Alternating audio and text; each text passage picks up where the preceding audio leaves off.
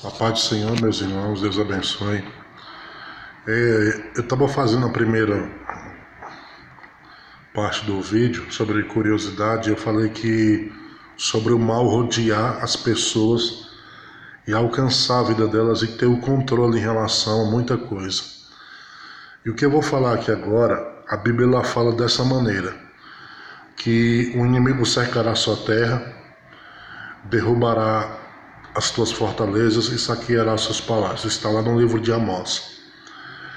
Para analisar comigo, a maior ferramenta que o diabo tem para derrubar um adorador, você que é a imagem e semelhança de Deus, é o orgulho.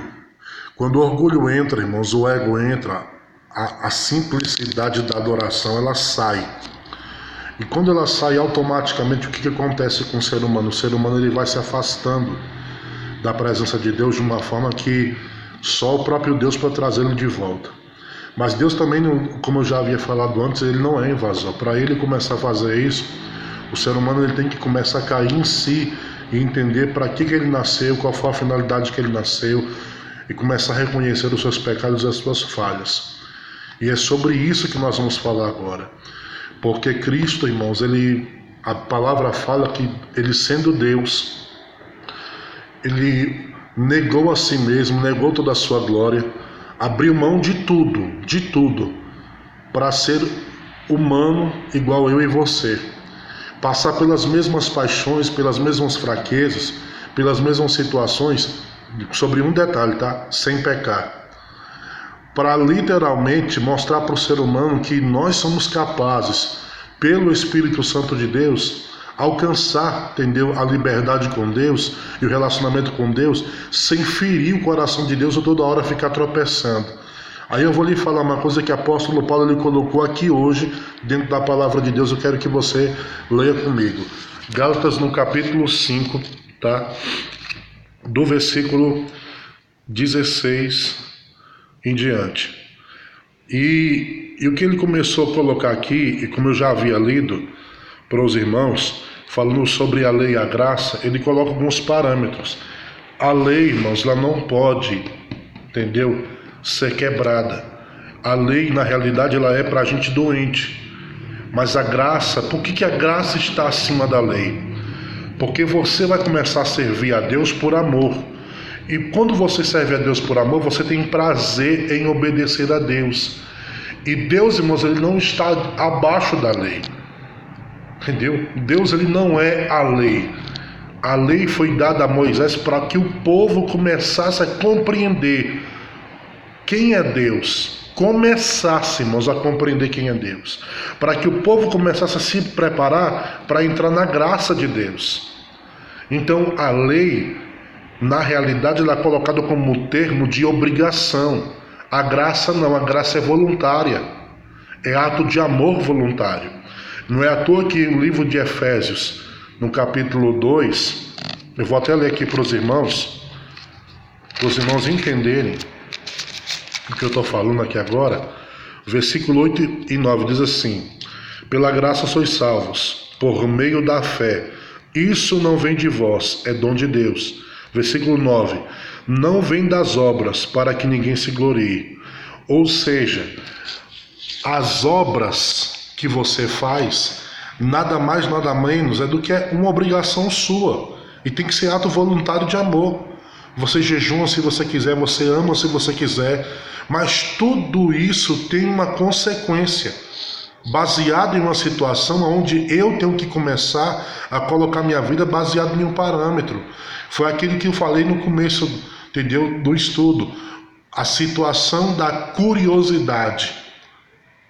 A curiosidade, irmãos, ela é um sentimento. Ela é um sentimento. E ela é movida pelas suas escolhas, naquilo que você decidiu ser. Não é uma questão de, entendeu, de temporário de estado, mas é uma questão de caráter, personalidade. Você decidiu ser. Se você quer ser um adorador, você vai fazer de tudo para conhecer esse Deus que não obriga as pessoas a servirem a Ele, mas que você tem que servir a Deus de fato e verdade, por amor de fato e verdade, em todas as situações. O fator predominante aqui, irmãos, que eu quero que você entenda que é fundamental, é que a graça de Deus, ela é ato de amor voluntário mútuo. Não entendeu? Vou explicar. De Deus para com você e de você para com Deus. Ele não morreu por obrigação. Cristo não morreu por obrigação, ele morreu por amor. Ele morreu para provar para você e para mim que nós somos merecedores do amor dele. Independente se você vai escolher amar a ele ou não, ele já decidiu te amar, ele já decidiu te perdoar por antecipação. Mas a grande questão é que nós somos, entendeu, falhos e errados. Aí a gente fala bem assim, mas se Deus ele literalmente me ama, por que acontece isso comigo? Simples, suas escolhas. Deus não vai entrar em uma vida onde a pessoa não está disposta, literalmente, a querer obedecer a Ele, a querer fazer a vontade dEle por amor. Eu não posso pegar uma pessoa que é membro da igreja, entendeu, e que diz que quer fazer a obra, mas ela quer fazer a obra do jeito dela. Então quero dizer para você uma coisa aqui hoje, em nome de Jesus. Eu quero que você entenda isso. A sua curiosidade, irmãos, ela é ferramenta para a iniquidade. Ela é ferramenta para a iniquidade. Você quer ver uma prova? Gênesis no capítulo 4. A Bíblia fala que Deus repreendeu a Caim. Por que Deus repreendeu a Caim? Porque Caim foi tomado de inveja. Caim ficou decepcionado porque Deus recebeu a oferta de Abel, mas não recebeu a dele. Você sabe por que Deus não recebeu a oferta de Caim? Porque Caim deu resto para Deus. Como é que uma pessoa, irmãos, que diz que ama outra pessoa, vai dar resto para essa tal pessoa que diz que ela ama? Não existe isso. É um amor que não encaixa, entendeu? A palavra com a atitude. O sentimento, como ele diz, com a atitude não encaixa. É fábula, é falácia, é demagogia. Então eu tenho que entender isso. Se eu amo a Deus, eu tenho que procurar saber o que Deus gosta, o que Deus quer. Eu tenho que procurar literalmente saber o que Deus gosta para não conseguir agradar a Deus. Irmãos, aquele que agrada a Deus tem os seus privilégios.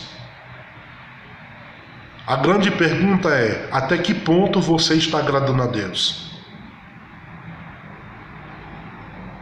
Deus não pode entrar, irmãos, em amor ou em vidas que colocam condições para servi-lo. Às vezes o meu milagre está demorando muito, sabe por quê? Porque nosso amor é condicional. Se Deus ele fizer, eu continuo adorando. Se Deus ele me abençoar, eu vou servi-lo. Eu vou fazer isso. Eu vou ser bem sincero com você aqui hoje. Deus ele não precisa de esmola minha e nem sua. Ele não precisa disso. Na realidade, ele está atrás de dedicações voluntárias. Essa é a grande verdade. E uma coisa que Deus ele muito odeia, entendeu? Ele odeia isso. Ele fica triste com isso. E Deus até sente ânsia de vômito, ele vomita. É uma pessoa que fica em cima do muro. Ela não sabe se ela quer servir a Deus ou não quer servir. Ela quer servir a Deus do jeito dele, da maneira dele. Ela não procura saber os princípios de Deus. E é sobre esses princípios que nós vamos começar a estudar. Tudo isso no livro de Gálatas, no capítulo 5, entendeu? Do versículo 16 em diante. Eu quero que você comece já a analisar isso. Agora vamos voltar lá, tá? Para Gálatas, no capítulo 5. Aí a palavra diz assim, ó. Versículo 19. Porque as obras da carne são manifestas, as quais são prostituição, impureza, lascívia. Versículo 19. Prostituição, impureza e lascívia. Irmãos, prostituição, ela é pecado de iniquidade e também é pecado de abominação. Ou seja, Pecado de abominação é pecado de morte, irmãos. É pecado de morte. Aí eu vou te falar uma coisa aqui agora para que você entenda os detalhes dessa grande revelação. Onde é que a prostituição começa? No termo da curiosidade. E a curiosidade é canalizada na situação de quê? Da necessidade carnal. Ou seja, se na realidade eu tenho um problema, entendeu?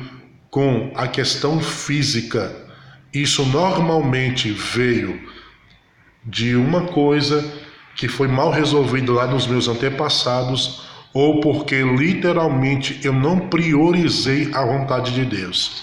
Você quer ver uma coisa que eu vou te falar? Existe prostituição espiritual e prostituição física. Quando é que é prostituição espiritual? Quando você coloca uma coisa acima de Deus. Quando você comete o ato da idolatria. Você adora imagem de escultura, você adora outros deuses, você reza, entendeu? E clama a outros deuses. A Bíblia diz que só há um intercessor e mediador entre Deus e os homens. E a palavra diz também que Jesus é o caminho, a verdade, ele é a vida. Ele é o caminho, ele não é, entendeu? Ele não é mais um caminho. E somente através dele nós temos salvação, através do poder de Cristo. Eu quero dizer para você uma coisa aqui, que a palavra prostituição, ela nasce da curiosidade, sim, mas ela vem de um desejo da iniquidade, sim. Só que também a prostituição, irmãos, ela tem raiz, que é a iniquidade, ela tem um ato consumado, tá? E ela tem a consequência. Ela tem a consequência. Você quer ver que a prostituição ela é um ato de abominação? Para você entender? Que pessoas que cometem relações sexuais com animais, daí começam a nascer as abominações. Ou seja, Deus ele fez, entendeu, a égua para cruzar com o cavalo. Deus ele fez a porco para cruzar com o porco. Deus ele fez o homem, entendeu, para coabitar com a mulher e vice-versa. Deus não fez o homem para coabitar com o homem. Deus não fez a mulher para coabitar com a mulher. Então isso é bíblico, é ordem bíblica. O mundo está de virado de cabeça para baixo porque quebrou princípios. Quando é que é prostituição? Quando a pessoa ela deita na cama, entendeu? Um e com o outro. Automaticamente, se ela é casada, ela já partiu, entendeu? Para o ato de adultério, que é outra situação e outro tipo de pecado. Irmãos, o pecado também da prostituição, ele entra o fator da fornicação, entendeu? E quando é fornicação?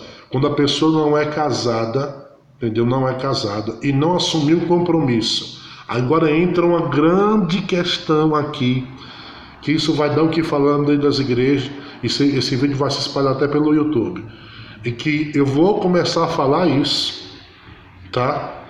No próximo vídeo, acerca de prostituição, que eu não terminei ainda. Então nós vamos começar a destrinchar sobre, entendeu?